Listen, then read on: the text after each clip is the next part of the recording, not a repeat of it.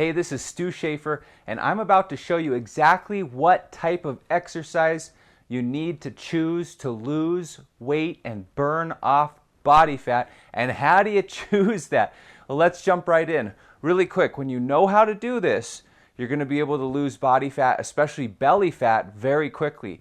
Now, I had a client not long ago named Amy. Now, she was 51, very overweight, and she had tried all these different exercise programs. None of them worked, and it was because they were geared towards other people. Amy was starting in a different spot. As soon as we switched the type of exercise while including the right nutrition, the right type of foods at the right combination and the right time of day, Amy's body switched very quickly, and she lost 43 pounds in just 12 weeks.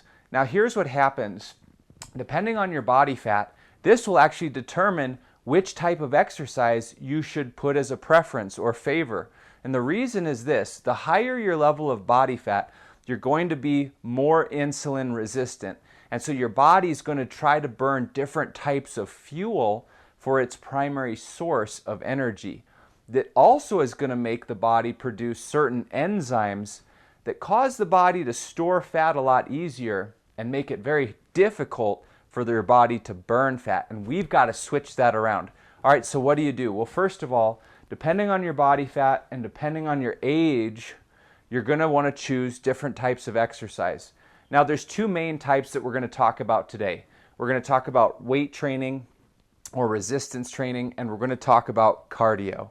I'll get into the types of cardio, whether you should do higher intensity or lower intensity. Well, let's start at the top. Okay, if you're more than 28%, this is specifically for women.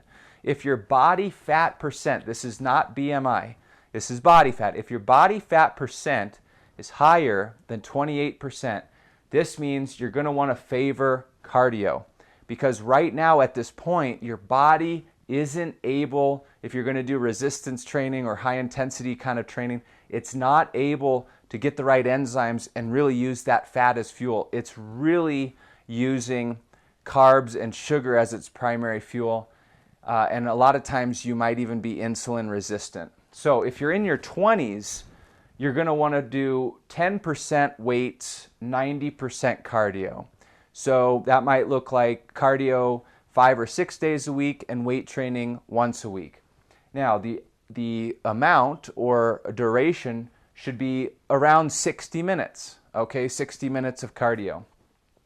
Now, if you're in your 30s or 40s, it should be 100% cardio, 0% weights. This is because we're trying to take some of the stress off of your body and really get that body to start producing the correct hormones and enzymes to burn fat.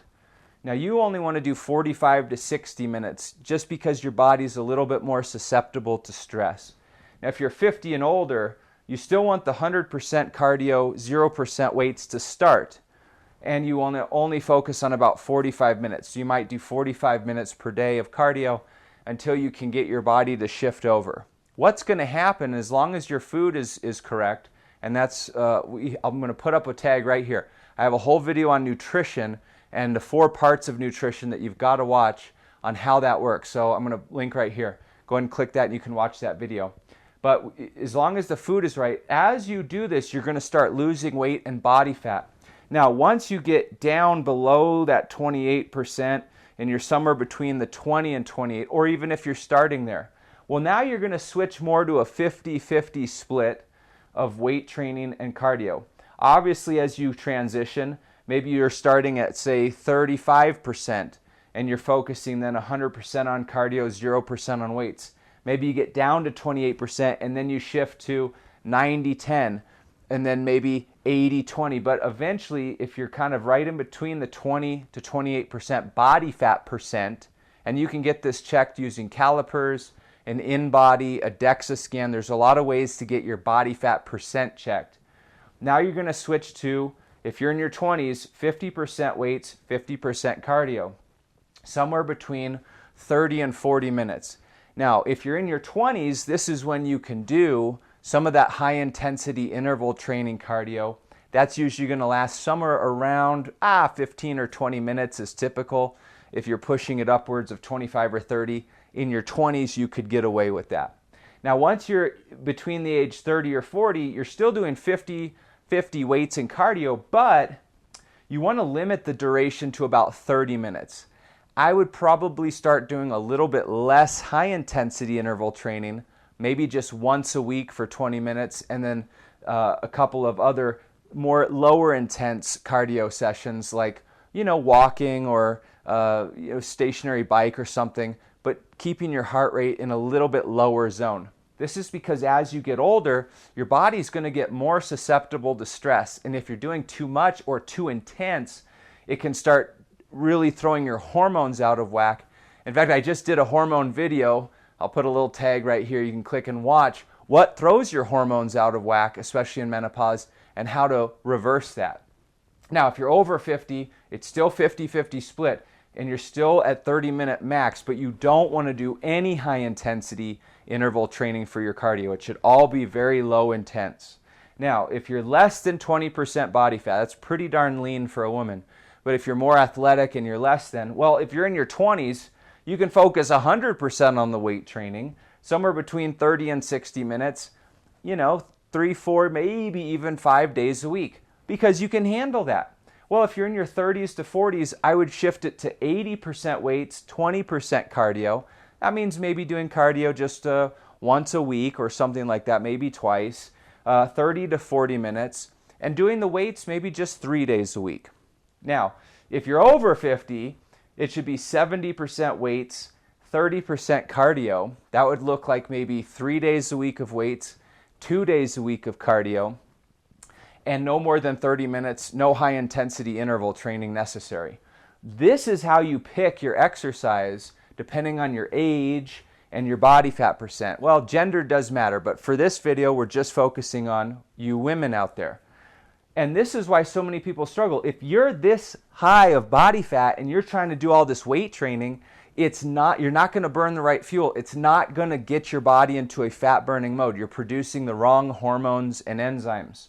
When you start shifting, what you're doing is working with your body so that as it can start using fat as fuel and it doesn't automatically just burn all the glucose out of your blood and then you get all tipsy, you try to do the weight training, you get all dizzy. Ugh. Now you can handle it, and now you're going to be adding that muscle, still burning the fat. And this is how you transition. You have to understand how the body works, and at different percents body fat, different age, different amount of lean body mass, this is how you have to transition. Now, a lot of programs just focus right here because they're just trying to catch kind of the bell curve, the majority of people.